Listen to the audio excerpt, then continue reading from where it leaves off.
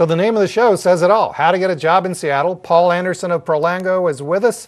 I'm Stan Emmert. Paul, welcome back to the show. Thanks, Leon. We got to go over a few things from last week, though, before we cover new ground. First off, you write for NorthwestJobs.com. I'm a freelance writer. I've been writing that column for the last 9 months, and it shares pretty much what's changed in the hiring world. It's amazing how many changes have happened. So I interview companies, and then part is I share strategies in terms of how would you respond to the changes. And then your company itself is Prolango? Prolango. It stands for professional language. I realize that your true career success is how well you communicate on your paper, on your resume, how well you interview. So that's what the name of the company stands for. Well, let's quickly go over a few things from last week. Sorry about this if you heard this last week, but it's not so bad to get to hear it again. First off, are you having no success with jobs online? And so, when I look online, I think like job after job after job, I think, wow, all these jobs are out there. This is the way to go. Yeah. I mean, it's amazing. Some people are, we talked about, if you're very specific skill set, there's a handful of you in the market that really have those skills, you're going to have a lot of luck online.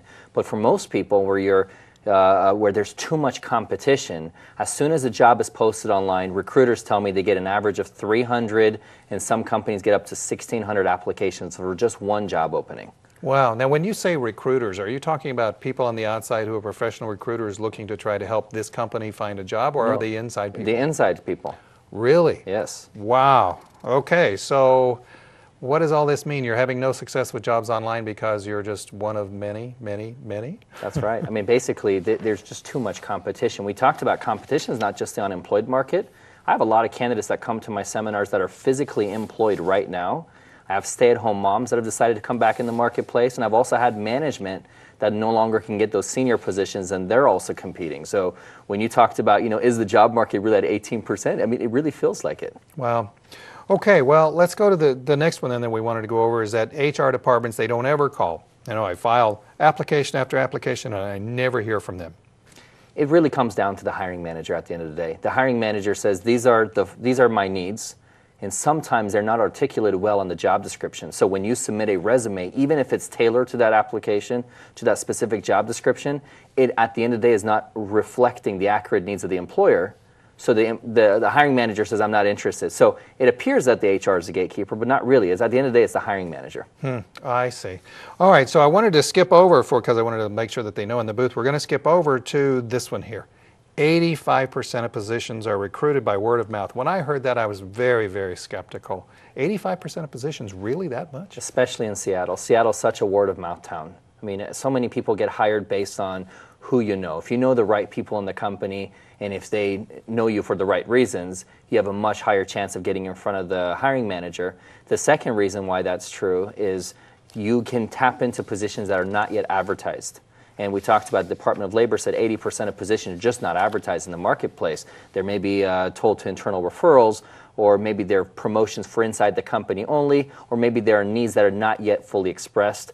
Those are things you can tap into if you know people inside the company. All right, well, let's say that we're talking to an unemployed person right now, and as we talked about, there probably are closer to 18% than 9%. Sure. That's a lot of people. So and they're on unemployment, and they go to the state, and they're looking for help, and the state sends them to their source. What are they telling them about these jobs that aren't out there and aren't posted? I'm not sure. I have not attended the state's program. I do know that even the state employees complain about the 3 job submissions per week, even though it makes sense to keep the candidate motivated and applying for jobs. A lot of times people just fill those in to satisfy their unemployment requirements, and they're applying for jobs they're not really qualified for. And HR departments regularly tell me, Paul, 90% of applications I receive are not even remotely close to what I'm looking for. So really? Yeah. Well, that sounds like a conversation that we're going to have later in the show about blacklisting. Is that actually what the state requires? If you apply for too many jobs that you're not qualified for with a particular company, they can put you on their not hire list, or some companies call it their blacklist. They don't want to waste time reviewing you over and over and over if you're really applying for things you're not qualified for. Wow. You're also not showing the company any respect. You're saying, I'm just applying for something because I desperately need to find a job, and they're not interested in that. Wow. Okay. Well, that's again is a review from last week. Let's kind of let's talk about what's happened here in the world. There's an economic crisis, and certainly here in Washington State that we have felt that as well. So we've got this huge economic crisis. How has that impacted a job search? What's changed? Dramatically, it's impacted the resume world. Before we talked about in 2006, you could upload your resume to Monster or any job search site for that matter, you would get interviews. Today, that's not happening. So the question is, what are the changes that have happened in the resume world? The first thing is the technology's really changed. The reason the technology changed because there's less people that are in the hiring seats today. So they had to get the technology to automate a lot of that hiring process, and that's where they started getting fancy with what we call their applicant tracking systems. Applicant tracking systems. Yes. We're going to be getting to those more. But from the economic crisis itself, do you at Prolango or hear of anybody who is actually dealing with the economic crisis and jobs in a different way and from a hiring standpoint? From a hiring standpoint, they're getting too many applications.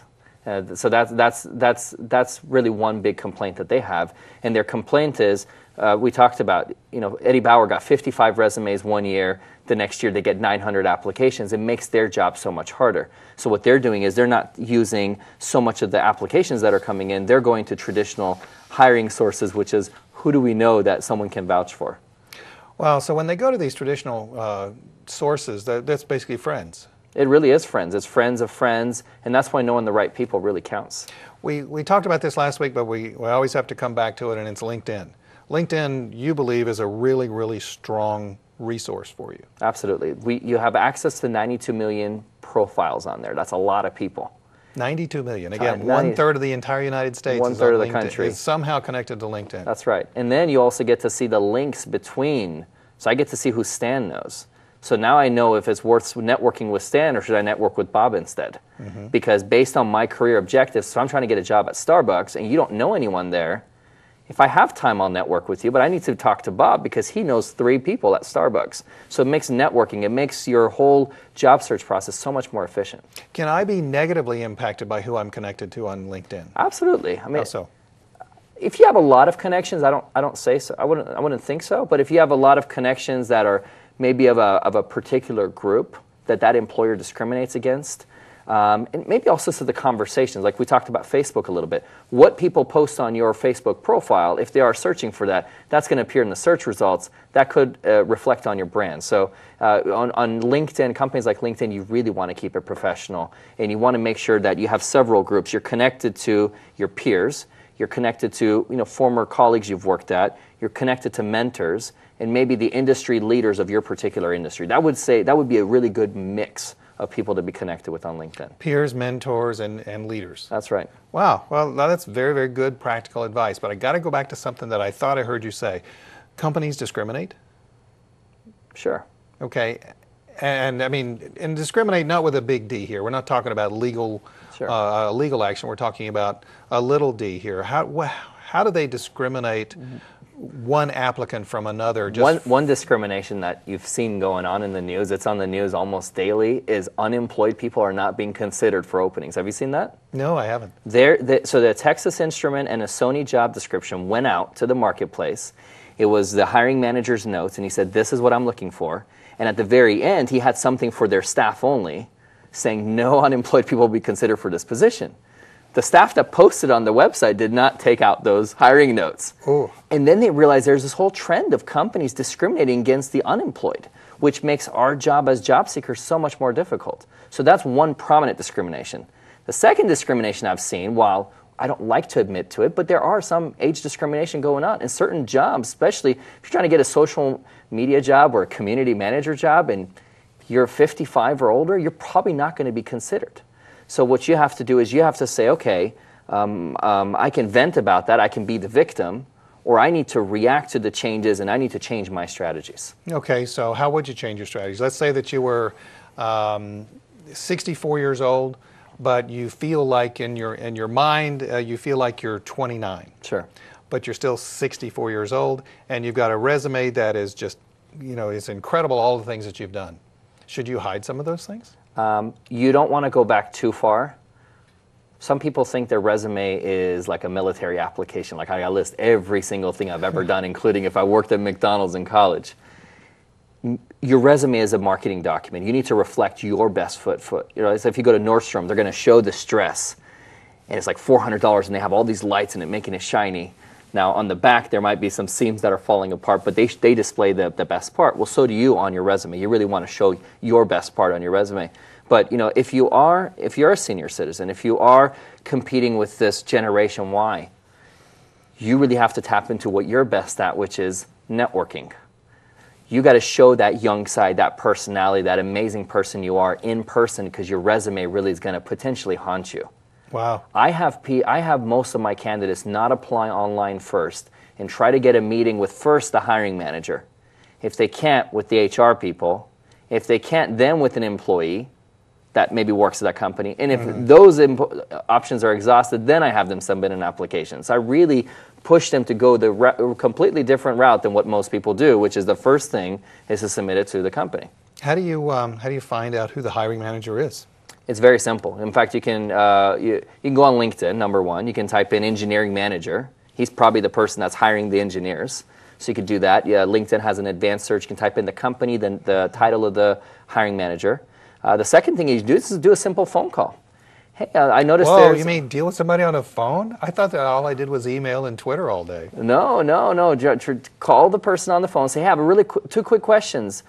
Who's the person that's working, who's the recruiter working on this particular position?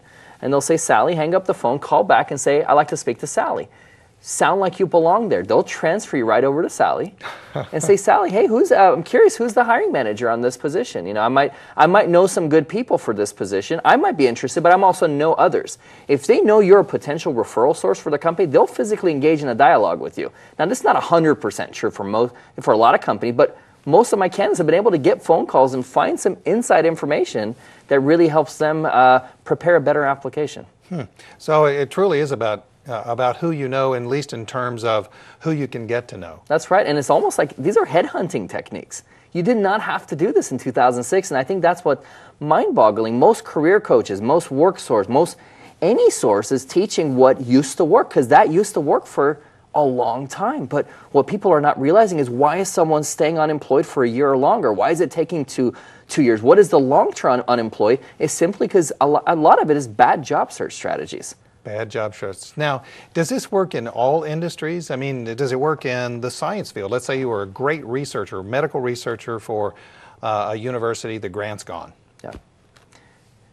I've had this done. I'll give you an example. I had a client come from Denmark, and her husband had relocated here, and she was jobless, but she was a PhD.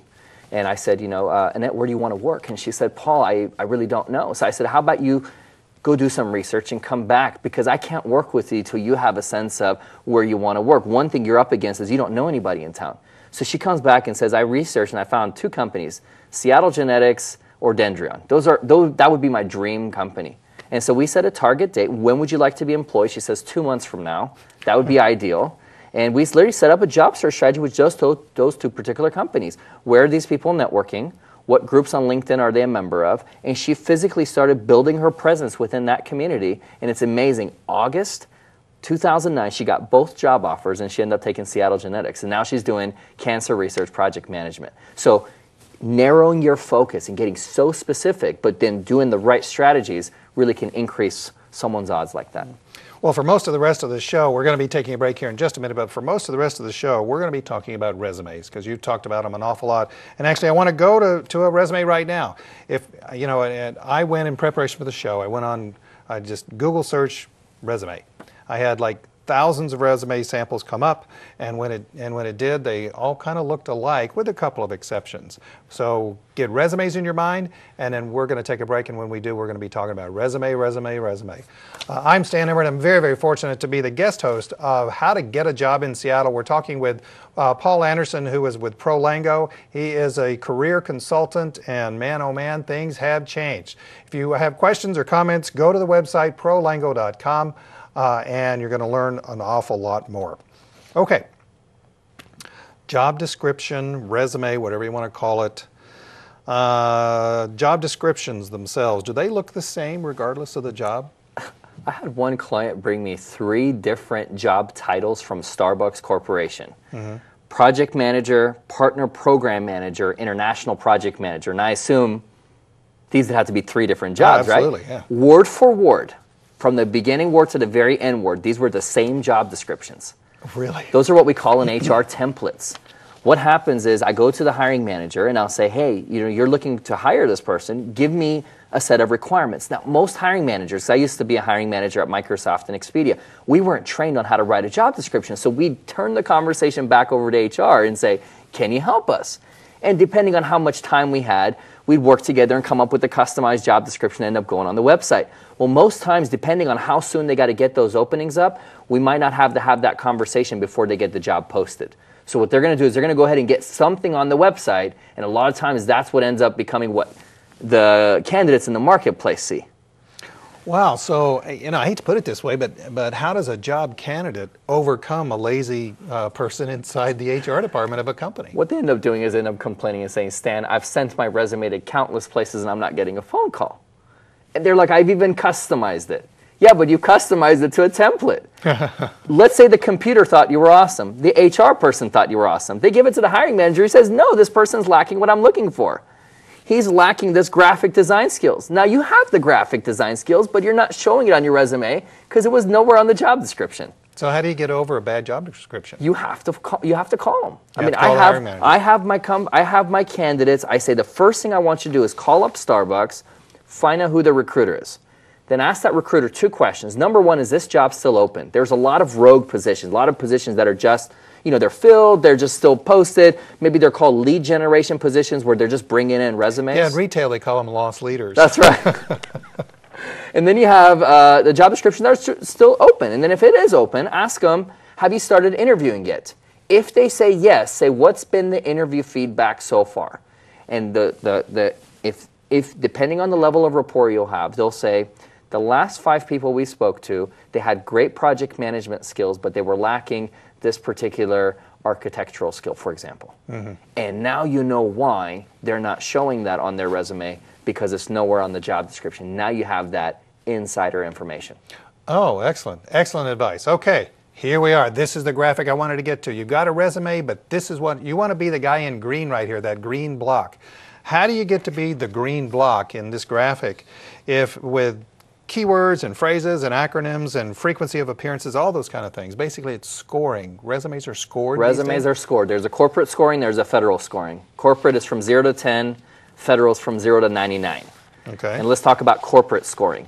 Most candidates, most even HR people don't know about this. This is where my computer engineering background comes.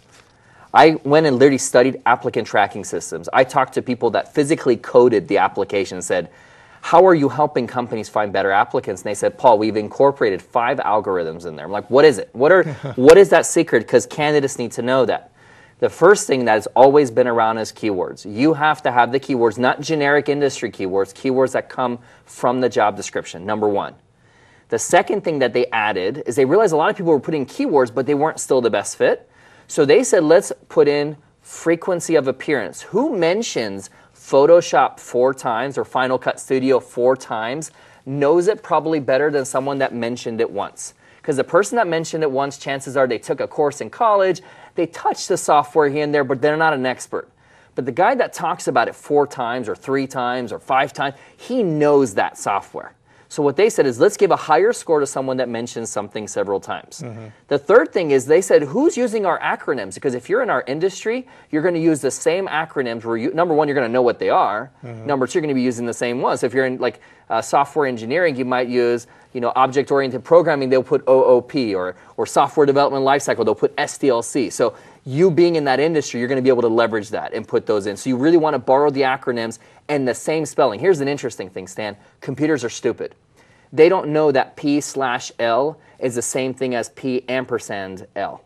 So whatever you see on the job description is what you need to put in, because that's what the computer is scanning. So you really want to borrow, so we talked about keywords, mm-hmm. How many times they're appearing, and the actual acronyms, and there's 2 more. One is order of appearance. This is amazing. Mm-hmm. They realize if you mention Final Cut Studio, and then down here you mention project management, you know Final Cut Studio better than you know project management. And if I'm looking for a project manager, I'm going to give you a lower score than someone that mentioned project management first. And here's an interesting, I ask candidates, what you've mentioned, is that true? And most of the time they say, yeah, I didn't think about it, but psychologically I wrote what I was most comfortable with first, then things I had done here and there, and then I said, what am I missing, and put in a few more things. So it's amazing that they've done human studies and developed the algorithm based on that. But the question becomes, what if you know Final Cut Studio and project management just as well? What should you do? Look at the job description and switch those words out. Emphasize what they're looking for first, and then downplay things they're not caring for. Still mention them, but don't mention them up front. So what you mention up front is what they think you're strongest at. Wow, that really is amazing, because what I'm hearing you say is that all of this is done electronically, basically. This is all electronic. Before you even get to talk to a human being, and That's so right. you may be the absolute perfect candidate for the job, but because you have ordered words in it incorrectly and not emphasized your own strong points, you don't even get to bat. You don't even get to bat. Well, you're in their system, but we talked about when I have 900 applications I have to sort through, I see them from 1 through 10, and 11 through 20, I kind of see them in rows of 10. Mm-hmm. I saw recruiters call everyone on the first page. They never clicked on the second and the third page because all the best applicants were on the first page. You're probably a sharp applicant if you're watching this show. The question is, are you pulling up on the top 10 results? If you're not, you got to make these minor adjustments, and you'd be surprised. You go from getting no phone calls to now your phone's ringing when you actually submit an application. Wow, that's amazing. Now, I've got to ask something else based on what you said. You said the computers are dumb. Okay, got that. So if you've got a lazy HR person who incorrectly puts in an acronym, you should, as an applicant, keep that incorrect? You should. Really? Well, I mean, here's the thing, Stan. I have them submit a resume as a last resort. The first thing we're trying to do is get a meeting with the hiring manager. So most of the here's the interesting thing. One reason I stopped teaching the resume optimization class in 2011 is I realized out of the 3 seminars I taught last year, people were saying, oh, this is comfortable. I don't have to network. I don't have to talk to anybody. I just need to put in the secret sauce in my resume and get all these phone calls. So I said, no, you're missing the point. Do all this as the last resort. The first thing I need you to do is talk to the real decision maker, because at the end of the day, if you can impress him, you got the job. But if you can't reach a decision maker, you don't know who that person is, you don't have time to reach them, then put in all these things, at least to pull up higher in the search results. So if you're watching this show, please don't do this till the last resort. Try to get a meeting first. All right. I got to go to the next graphic because this is really, really important. Let's go to the click. See, as it comes at 1, 2, 3, 4, 5, 6, 7. Are there 7 steps to getting your resume looked at? 7 seconds. 7 seconds. What does that 7 mean? seconds. That means so let's say you bypass the computer. Now a human being looks at it, which is a recruiter, the HR person. They spend anywhere from 3 to 7 seconds scanning your resume. So they look at it. Yep. They look at it. Nope. So wait Just a minute. like that. I've spent $900 to get this absolutely perfect resume, and they give me 7 seconds? 7 seconds. Wow, that's a heck of an hourly rate. Meaning, remember those templates you said you researched? Yeah. Templates play a big key in here. If you have a scannable template, you're probably going to catch their eye. If you have all these paragraphs and you're trying to be descriptive and you have all these different things going on, that's too much. So they're going to put you in the no pile. If they had 50 resumes, maybe 30 resumes, 20 resumes like they used to have, they're going to read through all of them. If they have 900, they don't have time I mean, think about it. By the time you go through all those resumes, you could have hired 10 people. So what you need to do is you got to focus on how scannable is my resume. So everyone's resume today, I promise, needs a facelift. How do you do that? You need to make your resume scannable. So the first thing, if you have the word objective on your resume, take it off. Objective is saying, here's what I want. Employer is saying, I don't care. I have a need. I need you to know how to edit video. Yeah. Can you do that? I don't care if you're looking to find your dream job at my company. So that's the first thing. So what you need to do is put in a really good professional summary, maybe 3 to 5 sentences tops, saying, here's who I am based on what you said you're looking for. So focus on the size of budgets you worked on, Fortune 500, the schools you've gone to. Put the best foot forward. This is your one chance to impress them. This is your elevator pitch. Put in the best part of you in a professional summary. And the second area is have like maybe 6 to 8 core competencies in a 2-column bullet format with enough white space between them that shows the scannability, creates the scannability. Because remember, when I look at your resume in 7 seconds, I'm probably only seeing the top half of your resume. What's on the top half is the decision making. So So if you have all your good stuff somewhere in the middle or in the bottom or in the second or third page, you out of luck. All right, so at the top of the page, I say that I could have managed $1 billion budget, but it was actually only 50,000. So is that the way we do that? Well, it's maybe not. Yeah. We've talked about automated tracking systems. We talked about the recruiter hiring manager. We talked about scoring. Are there key phrases as well? Because we've talked about keywords. So that was the fifth one that we didn't talk about, phrases. They realized that people used the word profit somewhere on their resume, loss somewhere else, and if I did a search for profit and loss, they would pull up. I'm looking for someone with profit and loss experience. I'm looking for someone with project management experience. I want that physical phrase in their resume together. So what you need to do is you need to see what phrases are on the job description and have those phrases word by word together, because those are now as part of the scoring system. These are all things, Stan, that have evolved as of late 2008 when the market got flooded. When the market got flooded, we weren't hiring as much, so we let go of most of our HR people. They used to do this in person. So we said, we got to make our computers smarter. So they upgrade their applicant tracking systems to do a lot of this. So if you're dealing with if you go online and you go to Starbucks, you go to Microsoft, you go to Amazon, Boeing, whatever you name company, and you go on their career page, you're dealing with their applicant tracking system, you need to incorporate these 5 algorithms. I got to ask you a question of the booth. I got to make sure that I save time for this very, very important topic. How much time do we have left, fellas? Oh, we're looking at, oh no, 1 minute. 2 minutes. Okay, we got 2 minutes to talk about blacklisting. This basically is just touch on, because we will be coming back to this in future weeks. Sure. I've got blacklisted up on the screen. I only think about that in terms of something else, not in hiring, but can I get myself blacklisted? We can do a whole show on getting blacklisted. Well, but we probably will. Here's 2 main ones. If you bombard a company with applications, they're going to see that.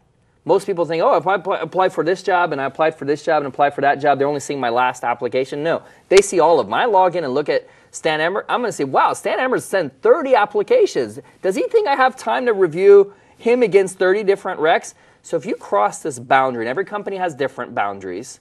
Some companies are as low as 5, some companies are as 1. Some companies are, like University of Washington, is a little bit more forgiving. You bombard a company with applications, you can get blacklisted. What that means is when you send in the next application, they'll never consider you again. The second reason is applying for many, many positions that are not relevant. So if I apply for project manager and I'm saying that's what I'm interested in working, then I apply for a software developer, then a legal assistant, then a management of training and development. Paul, what are you trying to? Are you just looking for a job, or is there a particular career track? So choose. Don't bombard the company, and don't definitely apply for many, many different roles that are radically different from each other. Okay, so let's say that in recruiters of companies, they move too. They may go from company A. Let's say they go from I don't know, from Boeing to Amazon. We've talked about those two. Yeah. Is it likely that there's going to be an institutional memory that's going to flow with That's the a recruiter? behavioral blacklist. We'll probably cover that in another show. Oh, if you okay. piss off that individual recruiter, they're going to remember. All right. So how can you avoid getting your... Well, it sounds like what you need to do is strategically approach every single application that you make, and at the same point in time, you got the state telling the people here in the state of Washington, you got to have 3 job applications or some contact or something like that. And that is why people are staying unemployed for a very long time, Stan. Wow. With all of that, that is amazing. I guess we've kind of come to the end of the show today, but you're going to want to stay tuned for this. In future weeks, we're going to be right here Fridays at 3 o'clock. We're also going to give you ways that you can see these shows online. You probably want to watch them over and over and over. Thank you very much to Paul Anderson of Prolango.com. And also, you can read about him or read him in northwestjobs.com. And if I were you, I'd probably Google his name, because you might see him showing up in other places too, giving advice. Again, Prolango.com, encourage you to go there. We'll see you right here next week on How to Get a Job in Seattle. Take care.